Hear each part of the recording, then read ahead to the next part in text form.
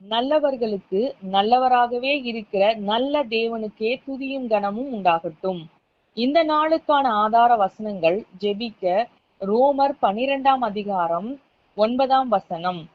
தீமையை வெறுத்து நன்மையை பற்றி கொண்டிருங்கள். துதிக்க 1 பேதுரு 3ஆம் அதிகாரம் 13ஆம் வசனம். நீங்கள் நன்மையை பின்பற்றுகிறவர்களானால் உங்களுக்கு தீமை செய்கிறவன் யார்? கர்த்தரில் அன்பு கூறுகிற நாம் யாவரும் தீமையை வெறுக்கிறவர்களாய் காணப்பட வேண்டும். ஏனென்றால் நம்முடைய தேவனாகிய கர்த்தரும் தீமையை வெறுக்கிறவரும் தீமையை பார்க்க மாட்டாத சுத்த கண்ணருமாய் இருக்கிறார். ஆகவே நாம் தீமையை வெறுத்து அவைகளை விட்டு விலகுகிறவர்களாய் இருக்கும்படிக்கு அப்படிப்பட்ட சுத்த இருதயத்தை கர்த்தர் நமக்கு தர வேண்டும் என்று இந்த நாளில் நாம் காத்திருந்து ஜெபிக்கலாம்.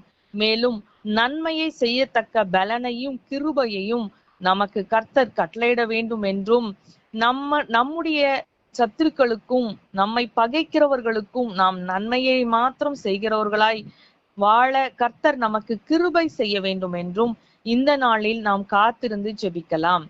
துதிக்க வேண்டியது, நாம் நன்மை செய்கிறவர்களாய் இருக்கும் பொழுது ஒருவரும் நம்மை எதிர்க்க முடியாது, ஒருவரும் நமக்கு தீமை செய்ய முடியாது என்று கர்த்தர் நமக்கு வாக்கு கொடுத்திருக்கின்றபடியால் அந்த நல்ல தேவனை நாம் இன்று மனதார நன்றியோடு ஸ்தோத்திரிக்கலாம்.